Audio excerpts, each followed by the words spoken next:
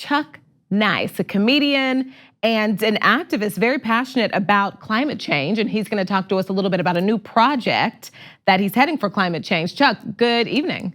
Hey, Brooke, how are you? I'm doing well. Nice to see you. So much nicer to see you than it is to see Jen. No, don't say that. I'm glad to be here. He's still the boss. No, I'm not. Listen, this is nothing against him as a professional. I love what he does. I'm just saying I don't like looking at him as much as I like looking at you. Now, I know in the world that we live, it's like, why are you bringing up the way she looks? What's that got to do with anything? Because I'm a comedian and I can say whatever the hell I want. That's why. But anyway, go ahead. Listen, this is a visual medium. I'll take it. Yeah, I'm not mad at it. Guess what? Neither am I. Yeah, my catchphrase around the office here is that I really like compliments, so it's fine. Okay, good. Everything is fine, right? It's like, yeah, that's my thing. It's fine. All right, listen, you are heading a new project for climate change. Tell me about it. Well, listen, so the project itself is in its nascent stages. We are now just out of our kind of phase one where we have enlisted the help of the scientific community, including somewhere around 20 some odd climate scientists from all over the world who are helping us with this effort.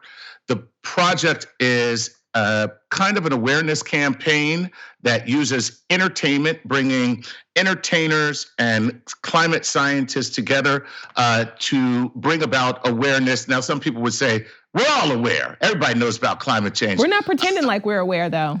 Thank you, and that is the issue. The issue is this: I say that there's cerebral knowledge, and then there is a heart connection.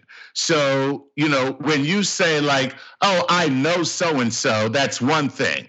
But when you say, oh, I heart so-and-so, that is a completely different level of knowledge and intimacy. And what we're trying to do is bring this issue to not just a place of awareness, but to a place of action, primarily for people between the ages of 16 and 25, 26, somewhere around that age. Does not mean that we don't want everyone else involved. The reason why we picked that age group is because at 16, you are just thinking about, wow, what is it going to be? What's going to be happening? I'm going to be voting very soon. What am I going to vote about? The other thing that happens is a lot of 18-year-olds, 19-year-olds don't vote at all. And so we're trying to create voters out of the issue because, believe it or not, the number one thing that we can all do that costs us nothing, we don't have to have any skin in the game. The number one thing that we can do together collectively is vote for representation that will make this a very valid issue. And so if we all go to the polls, it doesn't mean that you don't have to vote on other issues, but it means that you have to make this a real issue so that we don't have people like a certain senator whose name rhymes with Inhofe, because that's his name, stand on the floor of Congress with the snowball and say that climate change, or which I don't call it that, I call it human-caused climate crises or human-caused climate chaos. Because when you say climate change, it's very, very ambiguous and people don't really, the climate is always changing. Climate's been changing forever. Okay, so we are changing the climate. That is the issue here. Human-caused climate crisis, human-caused climate chaos. And just because weather happens, which it will, always, does not mean that climate crisis is not real and that climate chaos is not caused by us. And so the idea is to use entertainment as a means of raising awareness. And we are now in our second phase of enlisting help from celebrities and YouTube creators. And what we want to do is use the power of creators and the power of celebrities to take this message primarily to America first, because believe it or not, and we say we're number one, And we are number one when it comes to this problem.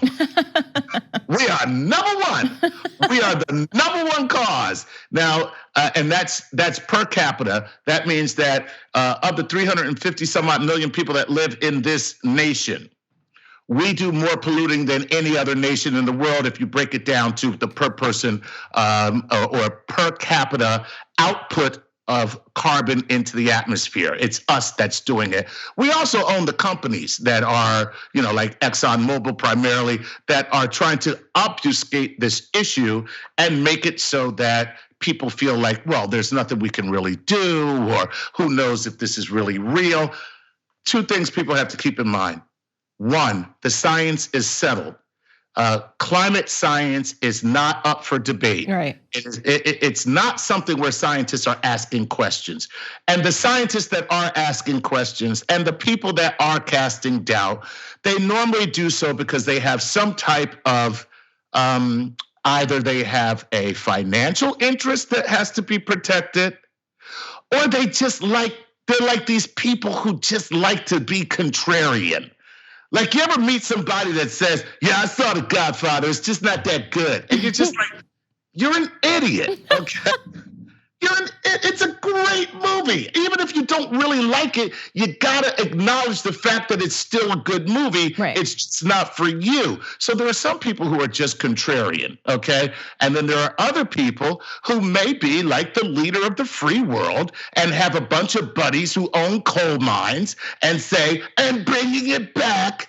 And so then they say climate crisis is a hoax. And so this confuses people. But so what we're trying to do is, with our awareness campaign, is bring the onus back to the individual. And people will say, well, why is it that you're trying to make me individually responsible when there are corporations that are dumping tons and tons of tons per second of carbon into the atmosphere? Why is it that I have to take responsibility and they don't? Because the more of us that take responsibility, the more we will take action to make sure they take responsibility.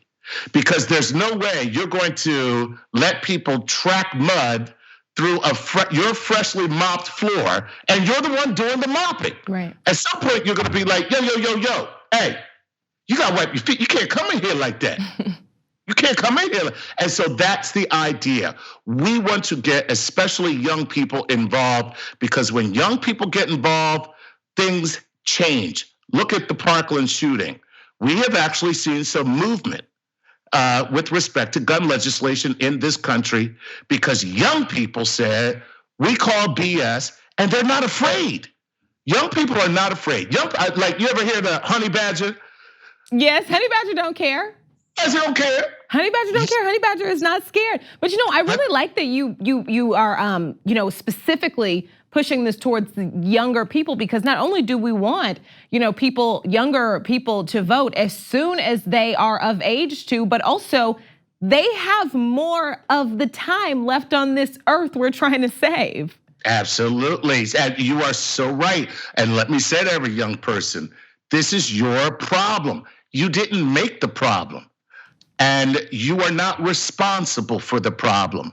Its cause. Mm-hmm. You are responsible for its solution, because we're not going to be here. I'm going to be honest. Like, I have teenagers, right? I'm old enough to have a teenager. Well, now one is about to become another. I'm about to have two teenagers, right? I'm old enough to have that. This issue is going to be extremely real, and that's, by the way, the name of the campaign. It's called Shh, It's Real. I love that. The shh is to shut up to the people who are denying this. And the it's real part is a recognition that this is a true problem that is facing the entire globe. And there's only one country that has said, all right, we're not going to do anything about this. And guess what country it is? But anyway, the fact is that everyone talks about how, the earth. No, I say to young people, and this is my mantra for young people, F the earth, save yourself, because the earth is going to be here. Venus It's 900 degrees on Venus right now because of the runaway greenhouse effect. See that burning fire right there? Yeah. That, like, Venus is like 10,000 times hotter than that, okay? Because of the greenhouse effect, all right? So the Earth will be here, all right? We will not be here. So F the Earth, save yourself. That's my message. Sometimes you have to put it that way so people will be willing to do something about it. Because you're right, on the opposite side of this, the reason that certain people don't want to do anything about this is because of themselves and their pockets and the fact that they already won't be here. Right. And so think about it. If you're a 70-year-old guy, or maybe you're 72, but you look great and you have very high energy. But you're 72 years old. Let's be honest. Let's say you got 20 years left at 72. Is this really an issue for you? If you just want to live it up and you don't care, you can go ahead and spend your grandchildren's inheritance. It doesn't make a difference to you for real. But to those grandkids, it makes a real difference. We're going to lose real estate across the world, and I'm talking full islands, maybe nations. We're going to lose coastal areas, and it's for real. Forget about just the flooding and the storms and the catastrophes. We're going to lose the ability to feed ourselves the way we do now and to effectively feed, which means that, once again, rich people will be okay because they will be able to afford to eat, and poor people will be food insecure because there won't be enough to go around. So crop yields get smaller and the amount of food that we're able to grow becomes less. And what does that do? It causes political unrest throughout the world. This is the number one problem that is facing mankind, humankind, not mankind, but humankind. And we live in a country where people are saying, nah, we got bigger problems than that. Yeah. It's not really that. And it is. And so what we're trying to do is get young people to understand that it doesn't mean you don't have to stop. It doesn't mean you stop caring about all the other things that matter. It means that you make this a priority. Just add this to the list. Right. This is and put it at the top. And put it at the top.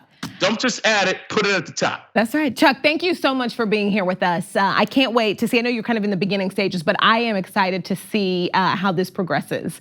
And I want to be a part of it, so I'm excited. So it was very nice to meet you here tonight. Thank you so much, and I'm so glad to hear you say you want to be a part of it because we are accepting all applications. That's awesome. That's awesome. Thank you so much, and happy birthday to your soon-to-be teenager. Thank you. All right, have a good night. Thanks for watching this free clip of the Young Turks. Don't forget to become a TYT member today. For more exclusive content, join now at tyt.com/join.